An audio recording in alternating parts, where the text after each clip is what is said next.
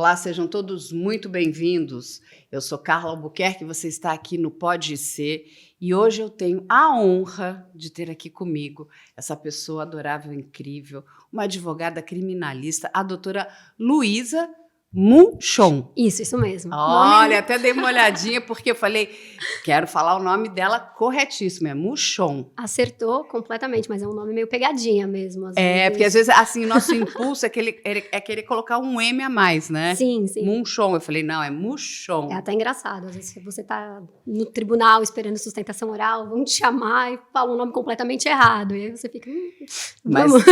Mas a Luísa Munchon aqui, ela atuou em vários casos bastante midiáticos, famosos. Ela vai poder contar pra gente a experiência dela nesses casos.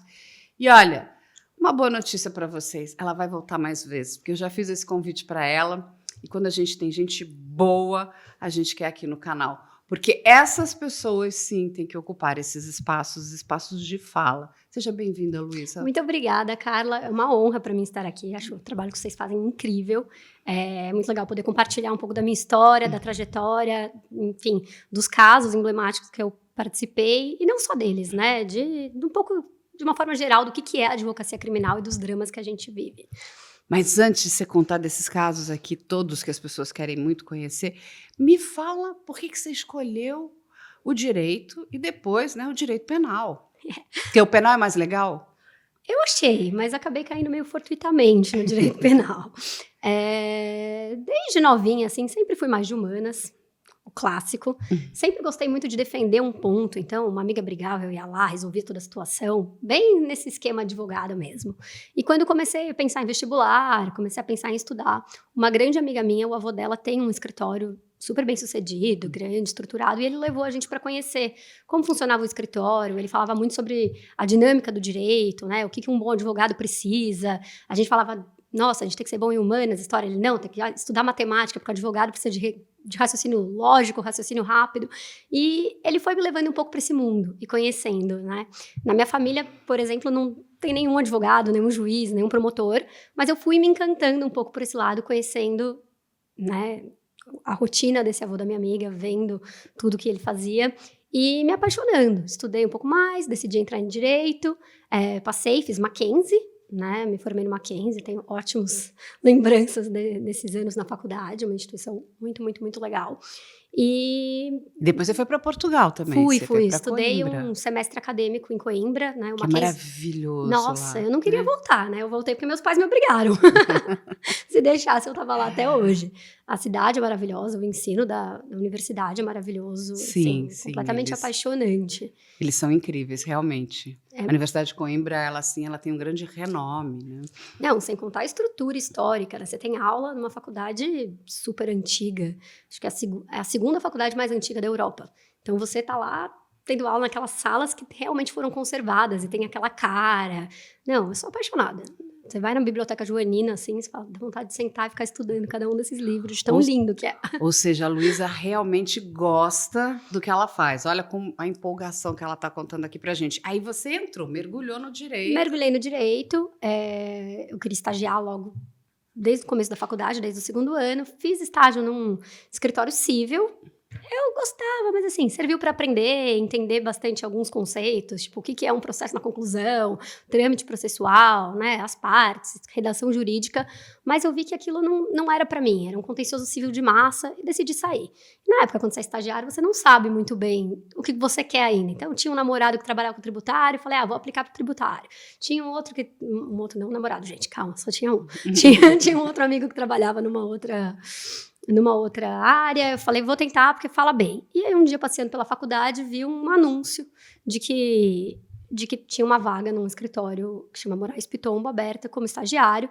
E eu falei, pareceu interessante, criminal, diferente, eu gosto das aulas, gosto da matéria, eu vou para Coimbra daqui a pouco, porque eu já tinha passado no intercâmbio acadêmico, tinha bastante tempo, mas já era uma coisa meio certa. Vamos experimentar. E eu diria que o direito penal é viciante. Você entra nessa área, enfim, e você acaba se apaixonando pelo que você pode fazer enquanto advogado criminalista. É, né? verdade, Luísa. Eu digo que o dia que eu descobri que eu não largaria mais essa área, foi o dia eu já estava em Coimbra estudando, e a minha chefe do escritório me ligou falando que um cliente pro bono que a gente tinha, e que eu que tinha feito tudo, eu tinha feito a petição para soltá-lo, eu tinha ido conversar com o juiz, né, tudo estruturado, óbvio que sob a supervisão dela, eu era estagiária, tinha sido liberado, e que eu tinha conseguido soltá-lo. Nossa, foi uma alegria, eu gritava no meio da Ficou rua. empolgadíssima. Sim, eu falo, isso daí é melhor que droga, gente, porque a Deu certo. sensação de conseguir soltar alguém, de você reverter uma injustiça, é algo que realmente, assim, não tem explicação. É algo... Não, e você falou uma palavra que é muito importante, né? Injustiça. Quando a gente... Eu sempre digo, o crime, ele é horrível, mas uma injustiça, ela é pior ainda. Porque uma injustiça, na grande maioria das vezes, significa que um crime não foi elucidado e um outro crime foi criado contra contra uma determinada pessoa, um grupo de pessoas. E a gente tem até o caso famoso aí, que é o Bruxas de Guaratuba, né? Que, enfim, onde 7 pessoas são torturadas para confessar um crime que elas nunca cometeram. E o pior, e o crime contra aquela criança, que nunca foi solucionado, nunca foi desvendado, nunca foi investigado da forma que deveria ter sido. Isso que é muito triste, por isso que as pessoas precisam entender o que a Luísa está falando, como uma injustiça ela é muito dolorida, ela cria uma ferida na nossa sociedade muito grande. Cria, e assim, óbvio que um crime causa muitas vezes indignação, né? Mas não se pode achar um culpado acima de tudo. A qualquer custo, né? Exato, você precisa obedecer regras, fazer uma investigação muito bem feita, apurar todos os lados da história, entender todas as possibilidades, descartar todas as possibilidades, levantar suspeitos. Não pode só chegar, fazer uma conta de chegada, digamos assim, no processo penal. Poxa, essa pessoa me parece suspeita, quero incriminá-la. Então, vou achar tudo que eu tenho aqui contra ela e falar que ela foi a responsável nesse caso. Isso daí é o segredo para o erro, né? E acaba com a vida das pessoas, independente de posteriormente elas serem condenadas ou não. Né? Você acaba com a reputação, por exemplo, o caso da escola base, você acaba com a vida mesmo, assim. Você tem uma acusação de crime, se você tem clientes, você perde seus clientes, se você tem um comércio, ninguém mais quer frequentar, as pessoas te olham com uma cara diferente, principalmente quando se tem uma repercussão midiática do caso e há clamor popular por uma justiça que nem sempre é justa. Exatamente, você traz assim, né, pontos muito importantes, né, da responsabilidade e da seriedade, porque a gente está falando da restrição de liberdade de pessoas e que isso tem que acontecer da forma correta. A gente aqui faz um trabalho muito grande, Luísa, de explicar isso para as pessoas, da necessidade do tempo, né? Mesmo uma investigação que precisa correr sob sigilo, porque é o que a gente está... No caso Vitória agora, né? Tá certo que a autoridade policial vai abrir várias linhas, mas isso abrir várias linhas para conseguir chegar na linha correta. Ela vai fechando. Só que se você vai passando todas essas informações em tempo real, a gente está colocando várias pessoas inocentes, né? Porque quando a pessoa, a sociedade escuta, né? Investigado, suspeito, parece que ele cometeu um crime. E, na verdade, qualquer pessoa pode ser investigada, pode ser suspeita. E o trabalho da autoridade bom, fizemos a investigação, não tem nada contra essa pessoa, então precisamos descartá-la. E vai fechando essas linhas de investigação, correto? Correto, corretíssimo. A investigação serve para isso, né? Até tanto na investigação policial quanto no jornalismo investigativo, é o caminho que se deve percorrer. Você tem que ouvir todos os lados, você tem que explorar todas as entradas, né? E entender exatamente o que está acontecendo ali antes de sair apontando culpados. Óbvio, é possível que alguém seja suspeito daquele crime, mas às vezes é importante talvez segurar essa informação até algum momento que se tenha um pouco mais de certeza, né, do que você está falando. Provas mais concretas. Provas mais concretas, uma hipótese mais calcada em todas as evidências. Né? O problema não é falar e dar a notícia, isso inclusive é extremamente importante. O problema é se especular demais e não deixar ninguém sabendo exatamente o que aconteceu, todo mundo criando a sua própria hipótese em relação a um crime e realmente causando um efeito complicado na vida das pessoas que estão, de fato, envolvidas na investigação. Né? Porque já existe, né, aquele primeiro impacto, principalmente, né, quando você imagina, né, você tem a vítima primária, um crime grave, principalmente um doloso contra a vida, a gente tem as vítimas, né, que são as secundárias, as indiretas, a família, os vizinhos, a comunidade, os amigos. Então, assim, aquelas pessoas todas entram naquele bolo, naquele turbilhão. Então, a sanha, né, às vezes, da espetacularização, ela precisa ser controlada, porque isso não é um show, isso não é uma ficção. Isso a gente está tratando de casos e a gente está tratando da vida das pessoas. Sim, uma coisa curiosa que acontece muito é quando você tem essa espetacularização, né, as pessoas querem respostas muito rápidas. E o tempo do processo não necessariamente é o tempo da resposta que as pessoas querem e que muitas vezes uma mídia sensacionalista acaba querendo entregar de resposta, né? E às vezes até autoridades envolvidas no caso, por essa pressão e querer informar, às vezes acaba se apressando um pouco na condução de algumas coisas ou liberando algumas informações, o que é, de fato, uma coisa muito delicada, né? Inclusive que são, às vezes, sigilosas. É importante o sigilo, né? Assim, porque o sigilo não é a falta de transparência, o sigilo é o cuidado com todas aquelas informações que estão sendo coletadas. Tem para mim, que é um dos casos mais icônicos, inclusive internacional, que é o caso do Gianni Versace. Quando o Andrew mata o arquiteto e ele está a caminho de Miami, né, ele vai roubar o carro do arquiteto. Aquele carro tinha um GPS e um telefone embutido, que era algo muito novo naquela época, né? Hoje todo mundo tem celular, mas naquela época era aquilo. E a polícia sabia daquilo e a polícia estava rastreando esse GPS. Só que o que ela faz? Ela vaza para a imprensa. No que ela vazou para a imprensa saiu divulgando. Todo mundo sabia, inclusive o próprio criminoso, que vai fazer o quê? Vai abandonar o carro, quebrar o GPS, aquele telefone, vai parar num outro local, vai matar uma pessoa para roubar aquela picape, ou seja, mais uma pessoa morre, chega até a casa do Versace, que ele já estava, né, com aquela premeditação, e acaba matando o Versace. O Versace poderia estar vivo se não fosse essa espetacularização da imprensa. Isso é triste, né? É triste. É triste. Eu penso muito sobre isso sempre. Mas vamos falar. Daí você se apaixonou pelo direito penal, Luísa, e aí? Falou, vou abraçar a causa. Vou abraçar, enfim, aí voltei do intercâmbio, já entrei em outro escritório criminal e estou até hoje na área. Estou desde 2011 trabalhando com isso. Ou seja, já tem aí uma boa estrada, apesar dela ter essa cara linda, né? Só engana.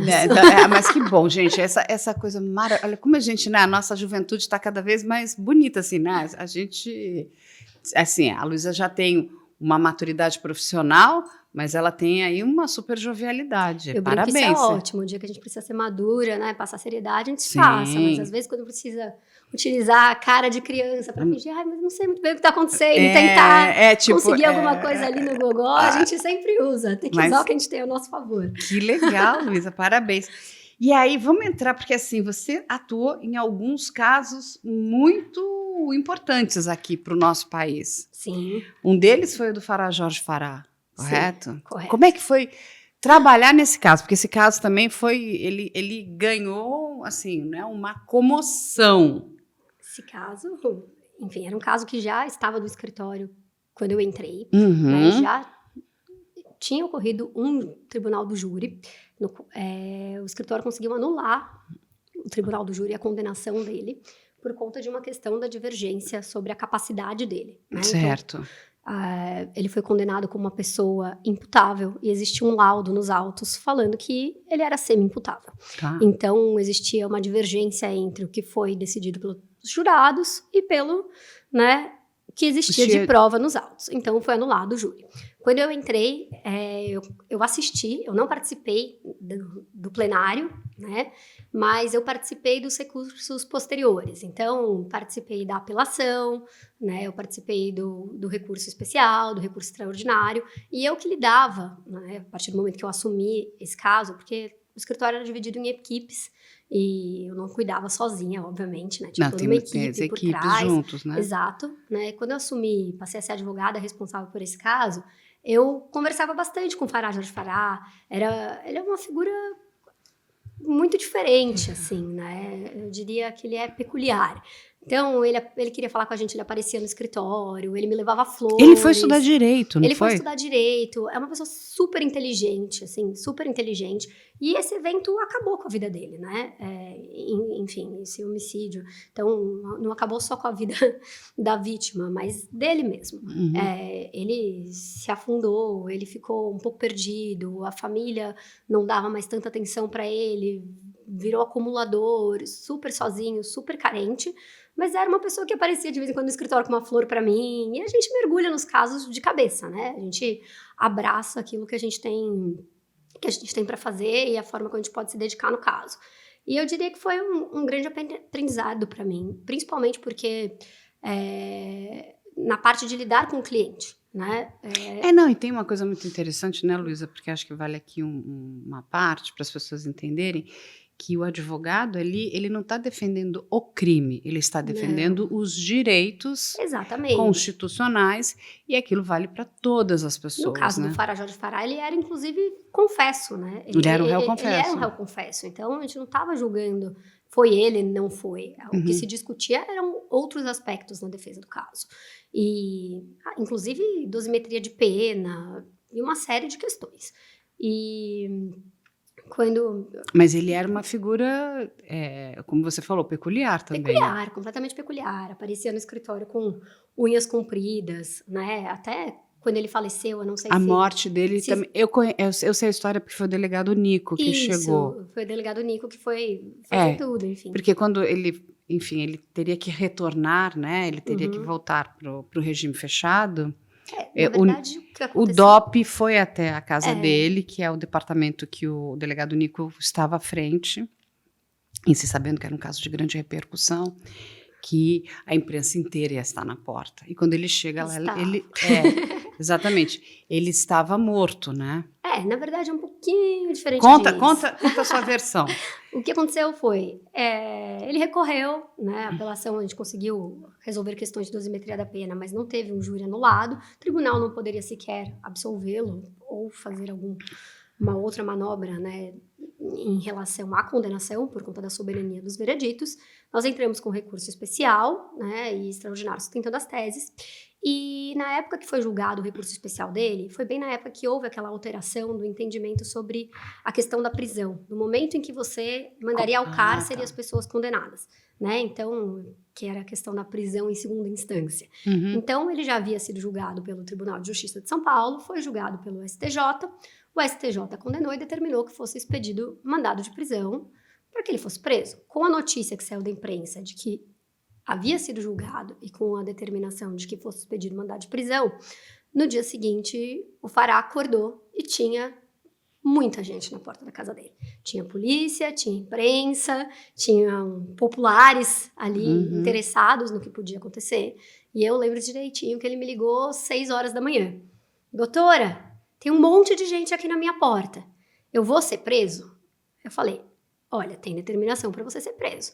A comunicação chegou ontem no final do dia, né? Ainda tem que ser expedido mandado de prisão, porque terminou o julgamento no STJ, sei lá, 8 da noite. Ele me ligou 6 da manhã. O juiz ainda não havia assinado o mandado de prisão.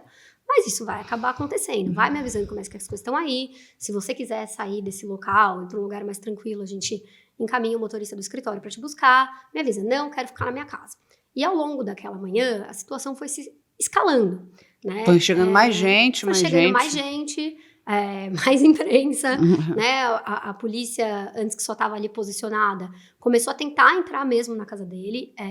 Ele ligava e falava, a polícia tá batendo na porta. E aí a gente falava, deixa eu checar essa história do mandado. E não tinha saído o mandado ainda. Até que em determinado momento o Farah me liga. Fala, doutora, eles estão quebrando tudo, eles vão tentar entrar na minha casa. E realmente eu ouvia pelo telefone o pessoal quebrando coisa assim, sabe? Barulho de quebrar mesmo. Dava pra ouvir isso. E eu falei, calma, Farah. Aí ele, não, mas eu vou ser preso? Eu falei, você vai ser preso.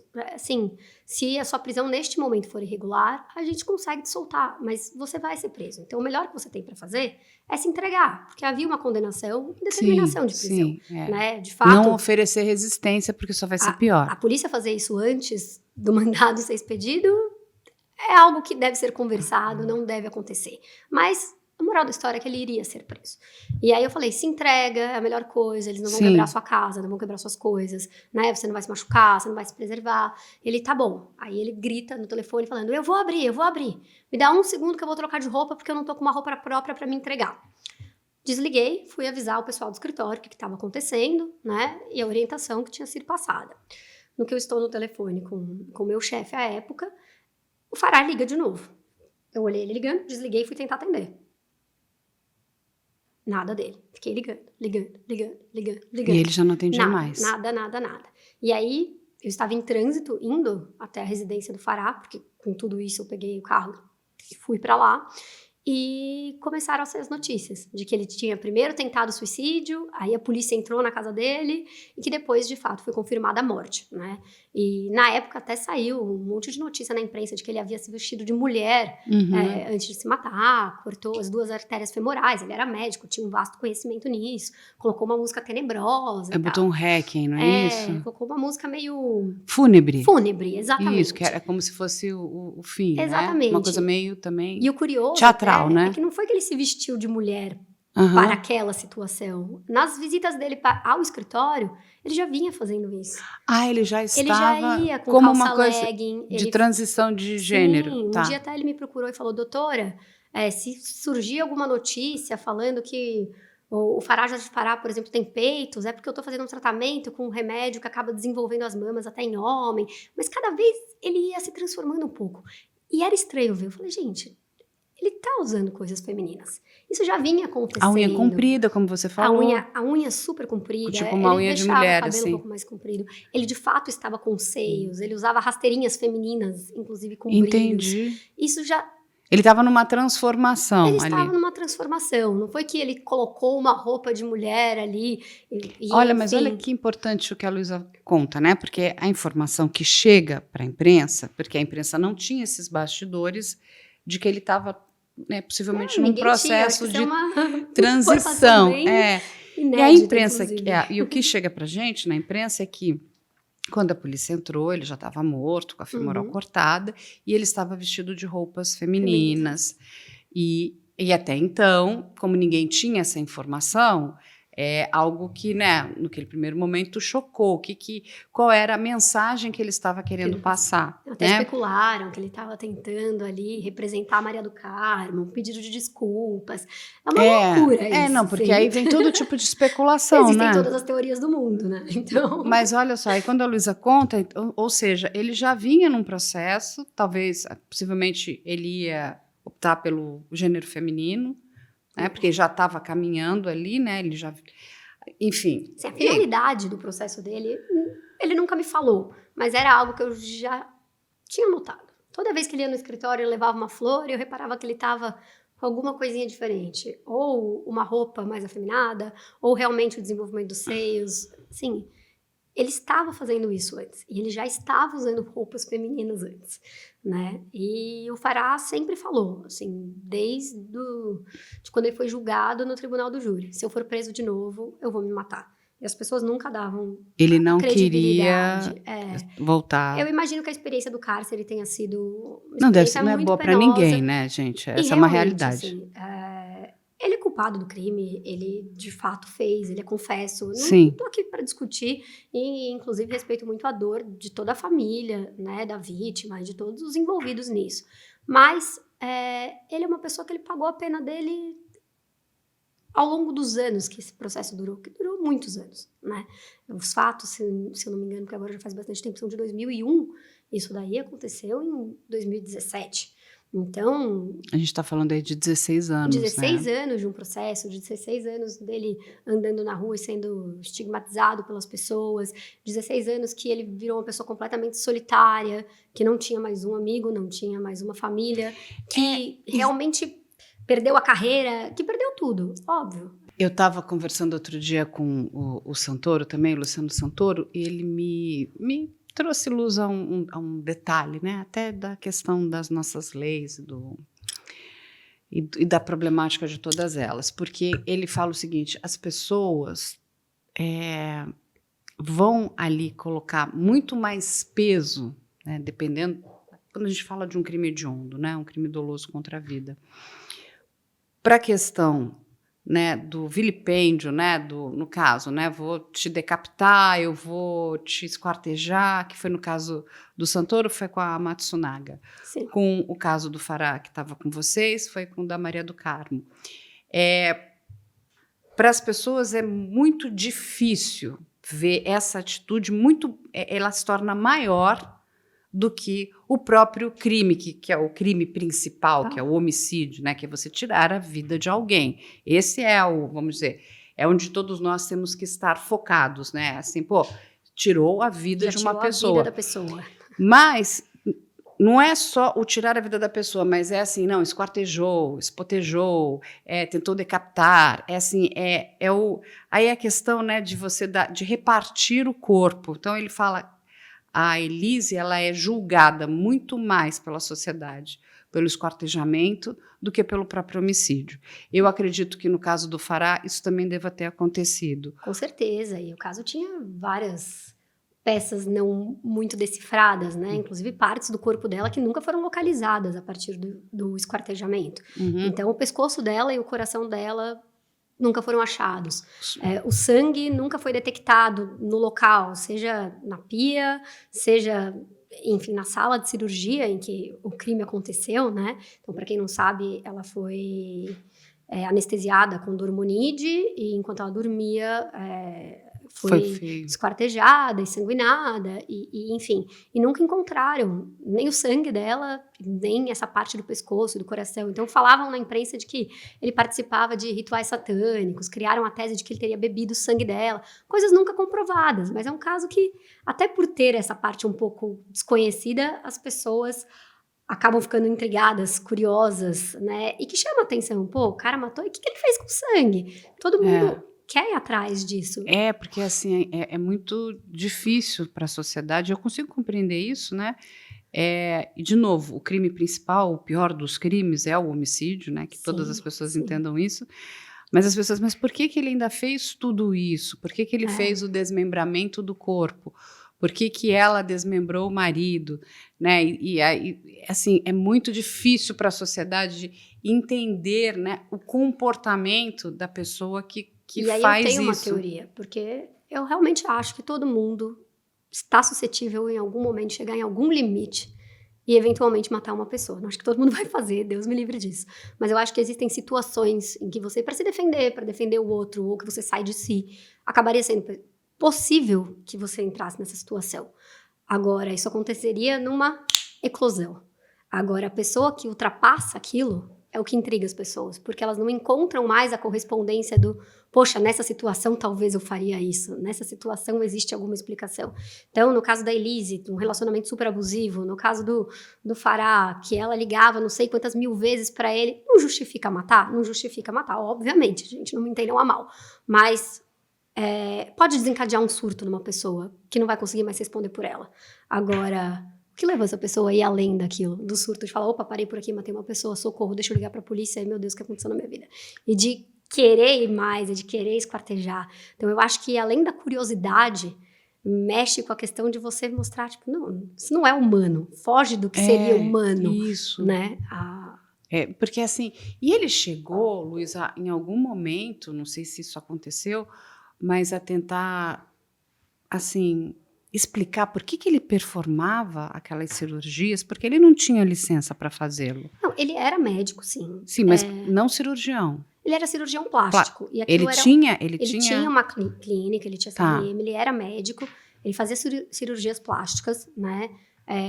Na clínica que ele tinha. Talvez algumas não deveriam ter sido feitas na clínica, mas isso nunca foi algo investigado, apurado, objeto de processo contra ele, nem pelo CRM e nem, enfim, talvez até porque já aconteceu depois e nem porque uma cirurgia você precisa ir para um centro cirúrgico, né? Existem algumas cirurgias plásticas que você pode fazer de forma ambulatorial. Então, o simples fato de ter uma cirurgia, por exemplo, algumas lipoaspirações você não precisa fazer em hospitais com internação. Isso é muito atrelado à questão, principalmente, do tipo de anestesia que vai ser aplicado e da quantidade de complicações. Óbvio, sempre melhor se você vai num centro cirúrgico, né? Sim, eu não sou médica, nem é nada disso. seguro, porque você pode ter Exato. todo tipo de complicação, Mas né? não era algo clandestino. Ele, de fato, era médico, cirurgião plástico, né? E ele tinha ali a clínica dele, ele, como médico cirurgião plástico, podia ter acesso a anestésicos. A grande questão que sempre foi discutida era exatamente o que a Maria do Carmo foi fazer ali, né? Naquela hora, à noite, depois do expediente, digamos assim.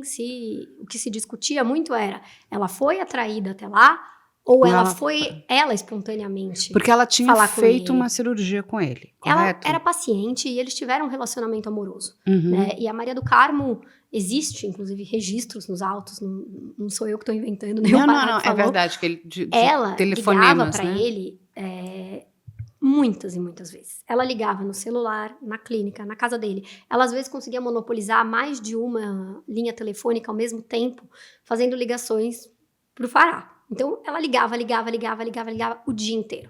E ela, realmente, eu diria que assim, se naquela época existisse o crime de perseguição, Stalker. com certeza entraria nessa modalidade, tá?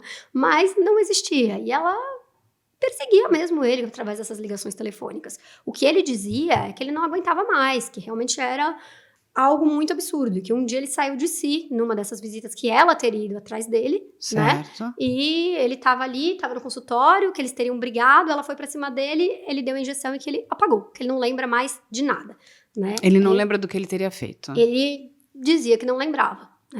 Isso daí é parte, inclusive, do interrogatório dele, que ele não lembrava e que quando ele caiu em si no dia seguinte, o corpo já estava ensacadinho no porta-malas do carro deles. E aí ele foi para uma clínica psiquiátrica, né? Pediu ajuda, contou para a sobrinha dele o que ele fez, pediu ajuda, e aí foi acionado o escritório, né, que já entrou desde o começo na causa, que acompanhou tanto a polícia indo atrás Entendi. enfim, indo lá ver o corpo, né, o flagrante, porque como ainda existia o corpo, se caracterizava o flagrante e todo esse processo. Mas ele alegava e jurava que ele não se lembra do que acontece, sim, dos pormenores. Ele não se lembra de matar, de esquartejar, de ensacar, de limpar o consultório, que ele estava num estado que, enfim, tecnicamente é chamado de estado crepuscular, né? Que Entendi. ele não lembra Mas dessas ele, memórias. Independente dele não lembrar, ele assume que fez. Sim, ele sempre assumiu. Ele, desde o primeiro dia, réu confesso. Réu confesso não, eu sempre confessou, né? E aí, e é importante a gente ouvir, né? Porque às vezes a gente só escuta um lado, né? O que é o lado, a acusação traz informações, e olha, a Sim. importância da gente que se ouvir diz- o outro lado contraditório, né? O que de fato aconteceu ali, né? Naquela noite, por que ela estava lá? Ela foi de livre e espontânea vontade, ela foi atraída. Essa informação, porque assim, a vítima não existe, né? Então ela não tem. Nós não temos a palavra da vítima para dizer, olha, aconteceu isso. Naquela época, a gente não tinha a tecnologia que a gente tem hoje, né? Com celular, então talvez de troca de mensagens, de mensageria, que aí daria para ser, né, a gente já pudesse acompanhar. Não, melhor, ela né? foi porque quis, ou ela foi atraída para ir até lá, né? E entender toda essa dinâmica, né? Enfim, lógico que tem ali o que a acusação traz aqui até para a gente, né, Luísa, é que ela reclamava porque ela estava necrosando, então alguma cirurgia que não tinha sido muito bem feita. É o lado daqui de um. E existia, de fato, não só ela, né? Até foram testemunhas no júri. Uhum. Algumas mulheres que se queixavam da forma como era finalizada a cirurgia pelo Fará. Questão de como foram feitos os pontos, da questão de drenos, e até de algumas lembranças, assim, elas relatavam de sentir cheiro de fruta durante o período que estavam anestesiadas, né? Existia um pouco isso, e até isso que a acusação tentou levar para provar um ponto de que estava sendo... Talvez ela tenha ido lá uma negligência médica. Para reclamar, né? Pro marido dela, na época, foi dito que ela ia lá justamente tentar resolver um problema, fazer uma cirurgia, né? Mas, enfim, é uma coisa que aconteceu entre eles. O porquê que ela foi para lá e o porquê isso nunca ficou claro, nunca ficou provado. 100% comprovado, exato. Era a versão dele contra... Não é nem a dela, porque ela não estava lá. mais Contra o que viva. se cogitou a acusação. Entendi. Exatamente. E aí se finda, né, o caso do Fará, quando a polícia vai encontrá-lo, né, no Encontrá-lo. dia que ele teria que ser Que ele preso. voltaria ao cárcere, né? Começaria o início da execução da pena dele. E aí eu quero saber o teu lado. Você ficou chocada com o que aconteceu? Ou você já esperava, porque ele já vinha dizendo que ele Eu não faria esperava. isso? Eu acho que foi um bom aprendizado, inclusive para você prestar atenção nas pessoas Sim. que relatam e anunciam reiteradamente, né, a possibilidade de um suicídio. Eu fiquei um pouco chocada,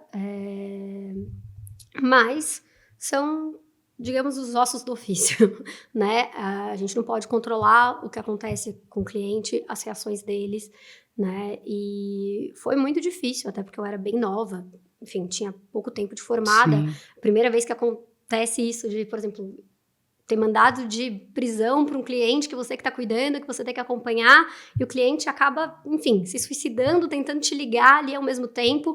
Foi um negócio que eu falei, caramba, o que aconteceu aqui? E passa na sua cabeça, será que eu poderia ter evitado isso? Será que daria para eu ter ido de manhã e ficado lá com eles? Será que ele teria feito a mesma coisa? E a conclusão que eu sempre chego é que não tinha como fazer. Talvez ele não tivesse tirado a própria vida naquele dia, mas ele chegaria na prisão e Ele já estava faria. determinado, Se ele né? anunciava isso, se ele falava tanto sobre isso, se ele fez isso, né, no desespero para não ser recolhido ao cárcere, imagina, eu não tinha como evitar aquele evento. Talvez postergar, mas evitar aquilo não. Talvez até tivesse sido pior se eu estivesse junto. Então... porque também você não sabe, né, se ele poderia ter algum surto, podia até te atacar também, né? Assim, Por mais que ele gostasse de você, ali tivesse uma relação de confiança, a gente nunca sabe o que uma pessoa pode fazer quando ela está acuada, quando ela está com medo, quando ela pode... quais são os gatilhos de um surto, né? E quem está perto, por mais que esteja na posição de, olha, eu estou aqui para te ajudar, as coisas se invertem, né? A gente não conhece a reação do outro, a gente tem domínio sobre o que nós fazemos, não sobre aquilo que o outro vai fazer. Exato, você aconselha o cliente, olha, faça tal coisa. Se o cliente não fizer, você não pode fazer por ele, entendeu? Exatamente. Então, óbvio, eu acho que além de ter mexido comigo, me ensinou muito esse episódio. Né? Ele trouxe uma dose de maturidade, assim, quase que imediata, uma injeção de maturidade quando isso aconteceu. Eu imagino como que não foi isso para você, deve ter sido E é muito difícil, né, você conseguir colocar em duas caixinhas diferentes. O que Luísa, pessoa física, digamos assim, e Luísa, advogada, teriam a fazer. E você se envolve no caso. A pessoa vai lá, ela te vê, ela te leva flores, você está trabalhando naquele caso, você quer dar um conforto, que tudo corra da melhor forma possível e acaba dessa forma, com uma morte anunciada na imprensa, todo mundo falando do seu caso nos noticiários, você com aquela sensação do que eu poderia ter feito de diferente. E também com uma certa impotência, né, de poder contar, enfim, porque agora tudo já, né, arrefeceu, então dá para você, eu imagino o teu impacto, deve ter sido uau, né? É até engraçado, assim, que na época eu lembro que eu poderia ficar horas contando com mínimos detalhes. Essas coisas até você perde, assim, um pouco, não, por que eu fiquei daquele, sabe? Porque vai passando o tempo, né? Sim. São quase 10 anos, 2017, a gente tá aqui em 2025. Já exato, é bastante tempo. Mas ensinou muito, inclusive até da forma como você lida com os clientes, como você lida com o trabalho, como você se relaciona com as coisas. Óbvio, você é humano, você também não consegue dissociar 100%, mas entender que você não controla tudo, apesar de você querer. E aí a Luísa, gente, não foi só esse grande caso que ela fez, não. Ela fez o caso dos Nardoni também, né? Esse é um outro caso também que foi um caso de espetacularização da imprensa também. Foi. Esse caso, enfim, daria um episódio específico só para falar sobre a investigação e a questão da espetacularização. Até porque, enfim, igual você falou do caso Vitória, existem inúmeras Isabelas, né? Inúmeras Isabelas. E o porquê que esse caso, especificamente, tomou a magnitude que até hoje, né? As pessoas falam, as pessoas param para discutir, as pessoas são curiosas em volta desse caso. É um caso que eu não atuei na defesa do júri, propriamente dita. Eu assumi o caso, já estava na fase de execução penal. mas eu tive bastante contato com eles, né? Uhum. Eu ia fazer visitas aos presídios, nós fizemos habeas corpus discutindo a questão da pena aplicada a eles, porque havia muito bis in idem na pena, né? Era uma pena muito... Enfim, a repreensão do fato, ela tem que ser aplicada, né? O juiz, houve uma condenação, mas analisando a motivação que fez chegar no patamar dele de 30 anos e dela de 26 anos, existia muita dupla punição. Então, por exemplo, que a própria consequência do crime era punida várias vezes. Eles iam trazendo, na dosimetria da pena, justificativas que já eram inerentes ao próprio tipo penal do homicídio, né? Ou já eram punidas pelas qualificadoras daquele caso. Então, era uma pena bem inflada. Um caso que não tivesse tido toda a repercussão que esse teve, não chegaria, mesmo sendo uma figura de uma madrasta, de um pai, a uma pena da forma como foi aplicada a eles. Uma criança com a idade dela poderia ter sobrevivido, inclusive, à queda, né? Mas o problema é que ela não vai morrer em decorrência da queda, mas da asfixia, porque ela já estava... Então, ela tinha a pontinha do dedinho roxa, a boquinha, né, estava roxa, a linguinha para fora, assim, né, protuberante. Então, ele falou assim, isso aqui não é né, o que está acontecendo aqui não é em decorrência da queda, mas é em decorrência de alguma coisa que aconteceu anteriormente à queda. E é por isso que eu digo o quanto que é importante a gente ter paciência para esperar todas as informações. Mas ganhou um clamor, né? Ganhou... E esse é um típico caso de que e é uma criança, né? Uma versão acusatória, independente de culpado ou inocente, ok? Primeiro se criou uma versão acusatória de como foram os fatos, né? De qual foi a sucessão de fatos, para depois começarem a preencher essa versão acusatória com o que se obtinha na investigação. Então, vários aspectos que, por mais que às vezes fossem depois descartados ou que não mudassem a conclusão sobre quem seriam os culpados e o que aconteceu com o crime, não foram sequer investigados nesse caso, né? É um caso que ele tomou uma proporção tão grande, houve um clamor tão grande, havia uma necessidade desesperada de se punir, de se acharem os culpados, enfim, de dar uma resposta à população, de transmitir à população de que a justiça seria feita naquele caso, do que tinha acontecido, né? Porque, nossa, um crime chocante mesmo, né? Uma criança sendo jogada pela janela. Enfim, qualquer pessoa se choca com isso.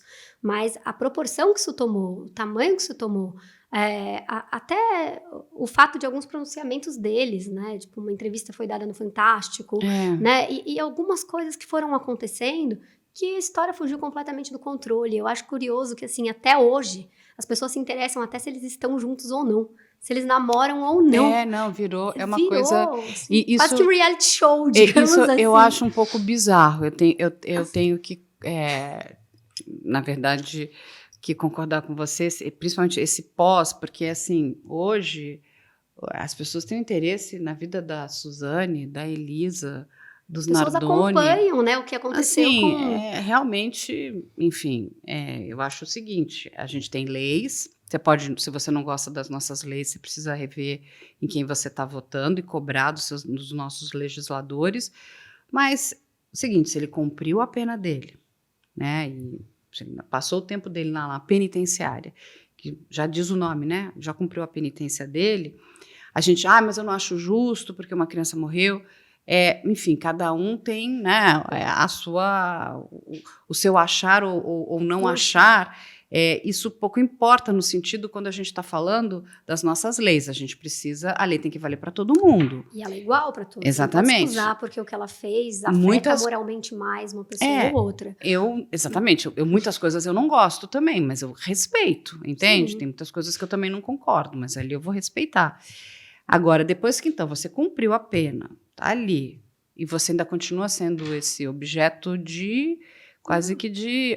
vira uma obsessão, né? É uma né? loucura. Eu lembro que... Eu acho que, assim, não, quando ela interesse zero. Pro regime semiaberto, a gente tem interesse no caso, não na vida pós. Quando ela progrediu para o regime semiaberto, e ela tinha o direito, porque ela trabalhou, teve remissão de pena, né? Já havia cumprido bastante tempo, tinha um monte de gente parado na frente do presídio para ver e para filmar ela saindo. E eu achei muito curioso, porque eu fui até lá, não para levá-la, mas para ver se estava tudo certo, se precisasse de alguma intervenção, de alguma ajuda, eu estaria disponível, mas a ideia é que ela fosse para casa com a família dela, que a gente não participasse disso. E aí eu vi a cena. As presas, conhecendo toda a repercussão do caso e todo o chamariz, meio que fizeram um escudo para que ela não fosse vista saindo, porque toda vez que tem a Suzane sai, todo mundo vai lá e mostra, né? Tinha sido anunciado que ela ia sair. E tinha de prontidão, um monte de câmera, um monte de gente parada. Ela poderia ser agredida, ela poderia ser filmada, poderia acontecer um monte de coisa. E elas foram saindo todas meio num bolo, assim, todas juntas, e a Suzane saiu para um lado. Então todo mundo olhou para a Suzane, elas foram juntas, né? Num quadrado, assim, andando juntas, pararam na porta de um carro, se abriram, a Ana entrou no carro e ninguém conseguiu nenhuma imagem dela. Entendi. Nenhuma imagem dela. Tanto é que depois foram veicular fotos do dia que ela foi presa, anos antes, para dizer que ela havia saído, né, que estava em saída temporária. Mas olha a quantidade de interesse que esse caso desperta até hoje. Sim, a ponto delas se organizarem para não conseguir uma imagem dela, sabe? Não, que você tem interesse no caso, eu consigo entender, mas, enfim, a pessoa já cumpriu a pena dela e... É um caso curioso, intrigante.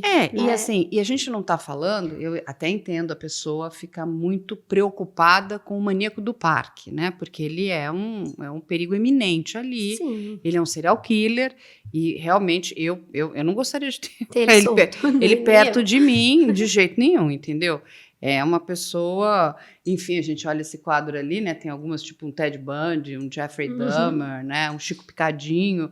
Não são pessoas que nós gostaríamos. Mas assim, e quando a gente olha, principalmente, de novo, voltando ao Dr. Laércio, conversando, ele deixa muito claro isso. A Isabela morreu em decorrência dessa asfixia.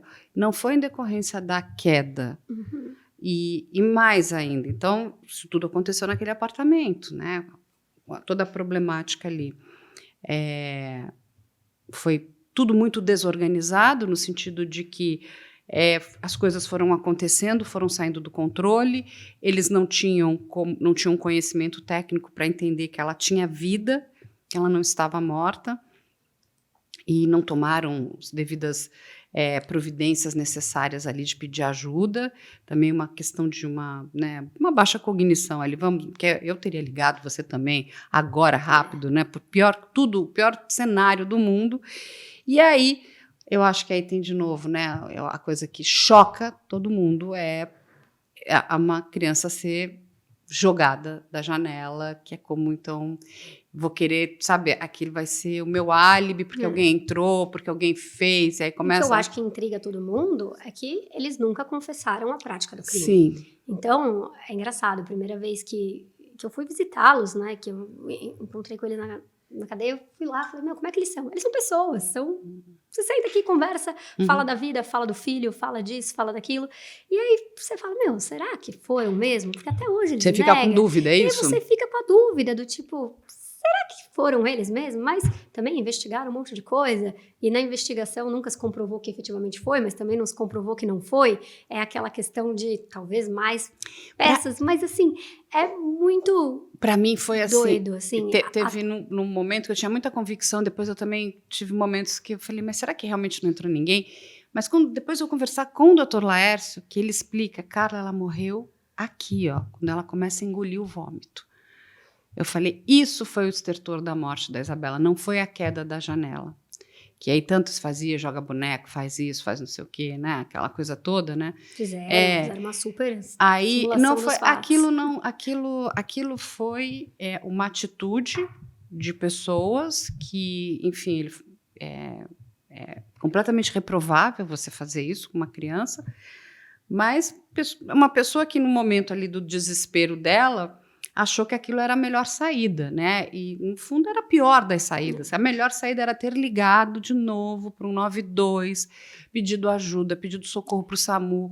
Olha, estou com um problema, não está respirando. O que eu faço? O SAMU teria ajudado e essa menina estaria viva. Ele falou, a menina estaria viva e eu te dou 100% de certeza. Mas isso não foi feito. E a grande questão só quem sabe o que efetivamente aconteceu lá são eles. Exatamente. Né? São eles. Não tem como voltar no tempo, como entrar naquele apartamento, como ser uma mosquinha que estava lá na hora. Então, é até interessante que tem muitas versões e muitas possibilidades, e cada um tem a sua teoria, e as pessoas gostam de conversar sobre isso e me perguntam. E a minha resposta é, eu não sei o que aconteceu ali. Exatamente, até porque...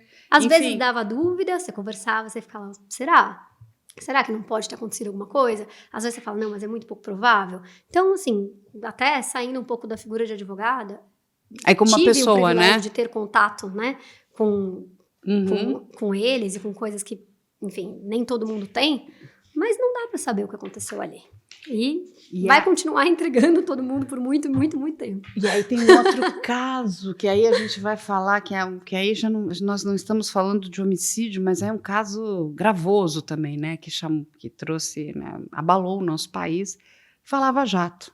Você também trabalhou no caso da Lava Jato. Trabalhei em algumas defesas da Lava Jato. Luísa. Né? A Lava Jato, eu acho que todo mundo que tem mais ou menos a minha idade e está nesse ramo da advocacia criminal passou pela Lava Jato, fez a escola Lava Jato. A gente tem que entrevistar assim. muito, a gente tem que fazer um episódio só sobre a Lava Jato para a Luísa contar em detalhes, né? Porque eu tenho muita curiosidade também. Uma loucura, né? Assim, sim. Uma super operação, um juízo que começou investigando uma coisa e no fim ele virou praticamente o juiz universal, que era lá a 13ª Vara de Curitiba, que começou a investigar coisas que fugiam da competência dele, que foram descobertas em decorrência da Lava Jato, mas já não eram vinculados com aquele fato principal.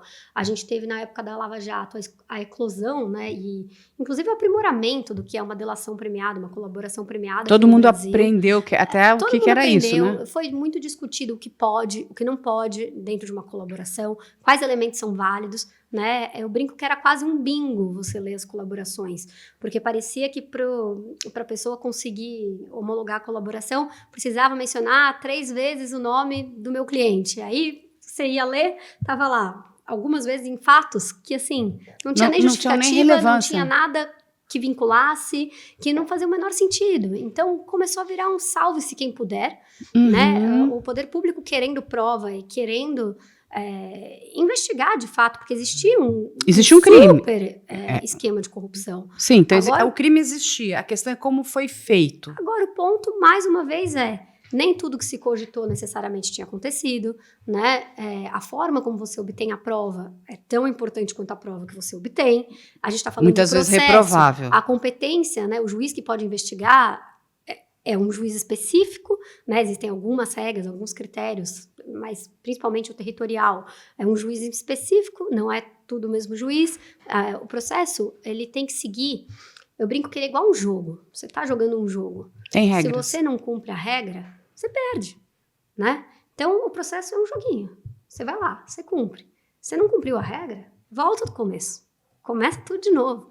Então, para fazer tão importante quanto onde você quer chegar e a finalidade daquele processo, é você obedecer os ritos processuais, que eles existem não à toa, tipo, é para dificultar, para demorar a tramitação. Não, é para defender os interesses de todo mundo, o meu, o seu. Da sociedade. Né? Todo mundo tem o direito de defesa, todo mundo tem direito ao contraditório, todo mundo tem direito a ser processado pelo juiz competente, né? Todo mundo tem esses direitos. E seria muito triste se as pessoas não tivessem, porque é a partir deles que a gente consegue reverter injustiças. Só que você não pode, porque você está mais ou menos mobilizado com o caso, ou porque é um esquema que, enfim, nossa, uma corrupção gigantesca, o maior escândalo, pular etapas dessa questão. Mas o mais curioso nesse caso da Lava Jato, para mim, é a questão de como tudo terminou, né? Porque por muito tempo, muitas das teses que foram acolhidas e que acabaram, digamos assim, criando a ruína da Lava Jato, foram teses alegadas desde o começo, quase 10 anos de operação, né? E por uma questão até política, entendo que houve a mudança de posicionamento ali do Supremo Tribunal Federal em relação à questão da competência, né? Em relação à questão das colaborações premiadas, e aí foi um castelinho de cartas. Foi tudo caindo, né? Foi caindo. Óbvio, tinha muita coisa inócua na Lava Jato também. Muita denúncia baseada em palavra de colaborador, que não parava em pé, porque era a versão... E assim, por exemplo, Marcelo Odebrecht falando alguma coisa. E aí ele queria comprovar o que ele estava falando com uma planilha Excel feita por ele mesmo, em data posterior ao que estava acontecendo. O que isso prova? Então, Não prova. isso que é para as pessoas entenderem, quando você vai fazer uma colaboração premiada, você vai trazer fatos, você vai alegar fatos. Mas não basta só você falar, correto? Você me corrija se eu estiver falando alguma coisa errada. A colaboração premiada, inclusive, você tem um meio de obtenção de prova. Então, você tem que provar o que você está falando. Então, é o seguinte, eu digo que, eu vi que tinham canecas pretas na mesa. Então, tá, você tem as fotos? Aquela caneca de fato existiu? Você tem que mostrar, não. Digamos que o problema fosse a caneca, né? A caneca que gerou o crime. Quando você não mostra nada, fica só uma fala ou que ela falou. Eu mesmo criei a prova para que eu pudesse ter algum benefício. É isso que gerou muitos problemas, inclusive, nessas colaborações, correto? Sim, correto, porque é o que eu falei, a colaboração premiada, ela não é uma prova. A palavra do delator não é uma prova. Em juízo, depois, pode até ser, mas num primeiro momento, ela é um meio de obtenção de prova. Ou seja, a partir do que aquela pessoa sabe, você vai atrás de provas que comprovem o que ela viu, o que ela presenciou. E em troca dele abrir o caminho para essas provas, você dá um benefício a ele. Então, não adianta ele falar, nossa, no dia tal eu tive uma reunião com a Carla super secreta. Ele tem que falar, no dia tal eu tive uma reunião com a Carla super secreta, tá aqui a entrada dela no prédio, tá aqui a ata do que a gente conversou, aqui, sei lá, a filmagem da entrada dela no andar. Óbvio que o teor da reunião... A troca de e-mail no pós-reunião. A troca do e-mail, o agendamento, né? Você tem que trazer alguma coisa para dar contornos àquilo que está sendo dito.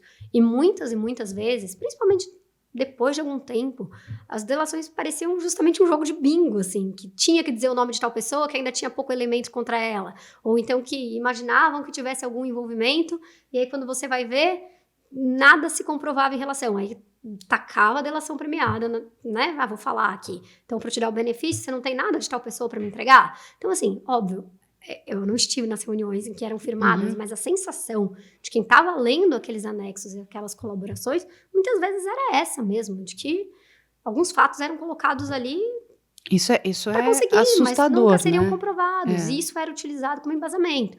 E aí o Supremo começou a barrar, inclusive, o recebimento de denúncias baseadas nisso. Isso começou a causar uma reviravolta, né? Porque era todo um esforço para você ter uma colaboração premiada homologada, para você fazer os anexos, os vídeos, etc. E começaram a falar, opa, isso daqui sem elemento não é suficiente nem para eu começar um processo. E aí agora? Como é que eu vou buscar essa prova? Só que aí você já estava no emaranhado, porque já tinha perdido o timing de muita coisa, já tinha muita coisa que tinha sido apreendida, já tinha muita coisa que tinha sido deletada, né? A história já estava feita. Sim, a Lava Jato não foi uma escola só para os advogados criminalistas, de inovações que surgiram e até de absurdos para a advocacia, né? De dificuldade de ter acesso a alguns procedimentos, de conseguir participar dos atos, da questão das colaborações, assim. Mas foi uma escola até para as grandes empresas de saber como organizar determinados condutas, né? De como proceder de alguma forma ou de outra, instaurar o compliance, nunca foi tão falado em compliance no Brasil. O Brasil mudou depois dessa operação, independente do destino dela. E você enxerga, né, de tudo.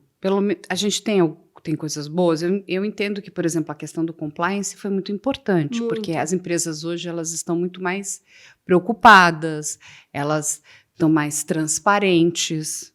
Você acredita que isso de fato está acontecendo? Eu acredito. Principalmente nessas grandes empresas que têm contratos com o governo. Eu acredito, óbvio, eu não vou dizer, não existe mais corrupção, não existe um jeito de se fazer isso. Mas eu acho que mudou um pouco o mindset das empresas. E mudou um pouco, muita coisa acontecia e tudo era muito por baixo do pano. Não existia canal de denúncia, não existia um controle, não existia uma verificação, né? Então, eles criaram mecanismos de proteção até para a própria empresa funcionar. Porque, no fim das contas, não é vantajoso para absolutamente ninguém estar envolvido num esquema de corrupção. Um esquema de corrupção, em alguma questão ilegal, entendeu? Não é interessante. E não só para essa questão da Lava Jato, o compliance veio, inclusive, para ajudar em outras esferas das empresas, inclusive de denúncias de assédio, de abrir canais para que isso acontecesse. Então, eu vejo de uma forma positiva, né, até para o desenvolvimento De tudo, da nossa tudo. economia, Exato. né? Ter Porque acontecido. essas empresas, e a gente tem que ter isso em mente, celebram contratos vultuosos, grandiosos, né, com o governo. Então, isso tudo tem que ser muito transparente, isso tem que ser tudo muito bem, né, explicado, mostrado. E, de novo, por que quando a gente fala de dinheiro público, né, Luiz, entre duas empresas, se elas estão ali, enfim, são empresas privadas, vão entrar numa ação civil entre elas ali. Exato. Mas o dinheiro público é o dinheiro nosso, do nosso trabalho, do nosso esforço, né? Dos nossos impostos. E muita ilicitude. Teve. Uhum. Né? A questão é a forma como foi conduzida essa investigação. Então, veja só, você, de novo também, na sanha da condução, você vai pegar todo um problema que é gravíssimo, sabe? De erros, de ilicitudes, de corrupção, de falta de transparência, e acaba jogando isso tudo no lixo. Sim, mas foi. Foi literalmente. E assim, não adianta também punir por punir, que é o nosso papo. A gente vai, volta, vai no homicídio, vai na Lava Jato, e chega aqui. Você tem efetivamente que achar os responsáveis por aquilo. Né? Não adianta sair punindo uma pessoa porque, nossa, esse cara tem cara de quem estava envolvido num esquema de corrupção. Tem cheiro, né? Se não tem prova contra ele, você não vai poder punir ele. Não adianta você ser o justiceiro também de falar, meu, ter certeza. Ok, se tem certeza, continua investigando. Se tem mesmo, uma hora vai aparecer alguma coisa. Mas só sair mandando prender, fazer busca e apreensão, forçando delação premiada, né? Não é assim que precisa ser. Você realmente precisa repreender o que você consegue identificar ali. Não, a gente precisa, inclusive, respeitar, né? E nem digo só de políticos e de empresários que enfim, tiveram participação nisso e foram divulgados na imprensa, né? Mas muita gente, até menor, assim, acabaram envolvidas nesses processos da Lava Jato. Muito sócio que não sabia que o outro sócio, sei lá, até de escritório de advocacia, fazia algum esquema ali que poderia ter algum envolvimento, fala, opa, o que eu vim fazer aqui? Estou prestando depoimento nisso daqui, caí de paraquedas nessa história. Então, a Lava Jato trouxe muita gente para dentro. E foi até os desafetos, né? Eu não gosto de alguém, vou botar ele no bolo ali também, né? Existe isso, né? Mas, enfim, foi uma escola, assim, mesmo, para você aprender até a advogar no Supremo, saber até entradas, saber como as coisas funcionam, né? Pensar muito em estratégia processual, principalmente, né? E saber que não é só no mérito do caso que você se ganha um caso. Então, a competência foi uma das maiores discussões de Lava Jato, de quem que efetivamente deveria advogar aqui. Tanto a competência quanto a questão probatória, do tipo validade de prova e competência. Foram os dois maiores ensinamentos.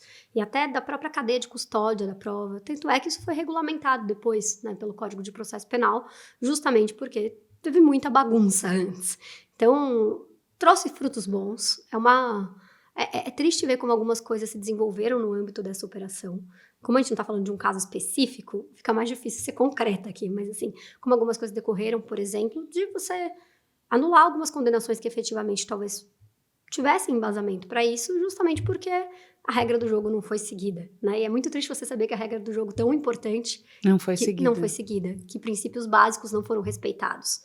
Né? E você coloca tudo a perder, pela pessoa né? que está lá, que deveria respeitar, que deveria fazer ser obedecido. Não, e de novo, novamente, quando a gente traz até agora para as pessoas entenderem o que a Luísa está falando, vamos colocar alguma coisa aqui na prática, nesse momento, caso Vitória, quando a gente vê repórteres dentro do local do crime, dentro de uma cena de perícia. Que jamais poderia acontecer, você contamina toda a perícia. Você, né, você pode, eu falo isso para as pessoas. Um advogado recém-formado não precisa nem ter grande experiência. Vai lá e vai pedir o quê? Anulação daquelas provas. Obviamente. Entende? Olha o problema. Aí as pessoas ficam com ódio, irritadas. Mas a culpa é do juiz. Não, gente.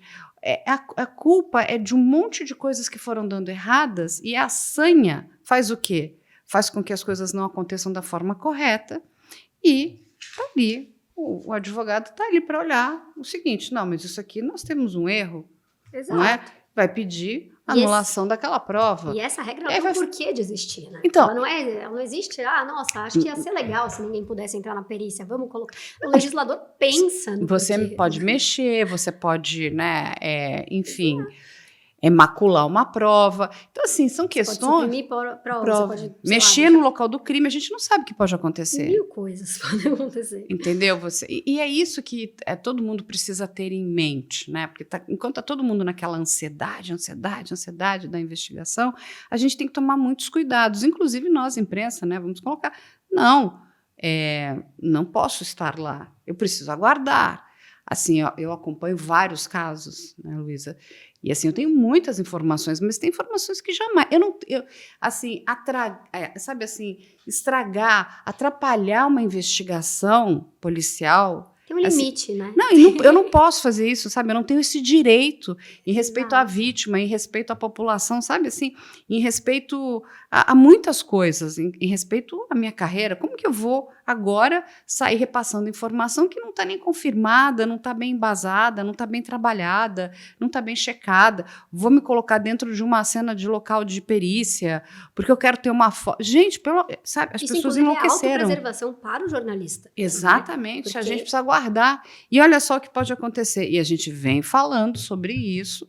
Lá o defensor está lá. Ok, está lá. Está tudo gravado. Né? Ele vai chegar depois, né, pro juiz e vai mostrar. Juiz, está aqui. Aí o juiz vai olhar e falar, nossa, o que é isso, né, senhores? Porque o juiz está lá só esperando, aguardando como é que ele vai ser demandado em relação a todo esse processo. E a gente está falando de um crime gravíssimo e que, de repente, provas podem ser suprimidas, né, podem ser retiradas do processo porque não seguiram a cadeia de custódia correta, o processo correto, como deve acontecer. E aí depois se fala em impunidade. Entende? É uma loucura isso. Óbvio que existe impunidade, né? Mas, assim, não é tão simples assim a questão. Gente, eu adorei conversar aqui com a Luísa. Luísa, nós temos aqui um momento, e a Luísa vai voltar mais vezes, a gente depois vai trazer todos esses casos da Luísa aqui, e vai convidá-la para falar de outros casos também, Claro. Para ouvir a opinião da Luísa sobre esses outros casos, mas a gente tem aqui um momento filosófico, temos 5 perguntas aqui. Opa, vamos. Eu vou colocar aqui para você escolher uma. E aqui, e aqui. Vamos ver o que a Luísa vai escolher para a gente. Vou escolher o do meio. Então é seu, Luísa. Eu que leio? Você que lê, é sua pergunta. É ético sacrificar os direitos individuais em nome da segurança coletiva? Não é ético, não. Tá vendo? Olha lá. Muito bom. Não é ético, não. É óbvio que não existe nenhum direito absoluto, né? Você tem que usar até a liberdade de expressão como cautela. Como um exemplo, Uhum. né? Você tem liberdade de expressão, mas existem alguns limites ali, justamente porque o seu direito se encerra onde começa o do outro. Né? E você precisa pensar que a gente vive em sociedade. Então, não é ético você sacrificar um direito individual. Você tem que respeitar as garantias dos indivíduos. E isso é uma luta muito grande na advocacia criminal. Óbvio, né? Uma situação de calamidade gigantesca que não tem outro jeito. Você só pesa numa balança. Mas, pensando friamente, será que não tem outro jeito de você resguardar aquele interesse coletivo? É sempre o raciocínio que deve ser feito. Porque se você puder fazer os dois, é isso que deve ser resguardado, porque são duas garantias. Muitas vezes com o mesmo peso, da mesma natureza constitucional. Luísa, adorei te conhecer, parabéns pelo seu trabalho, que bom que você está aí, né, nessa jornada, nós precisamos de bons advogados, aí a Luísa já está aí com bastante experiência, pegou casos bem difíceis, bastante midiáticos, né, que são esses casos que acabam dando muito mais trabalho, eles não são mais importantes do que o outro, não, é porque simplesmente você ainda tem que lidar com a pressão da mídia, né, que não é fácil. Vezes, sai no jornal antes de você ter acesso. Hoje, com o processo digital, facilitou um pouco a vida. Melhorou, né? Mas quando era processo físico, às vezes saía no jornal uma decisão que você tá lá no cartório esperando sair.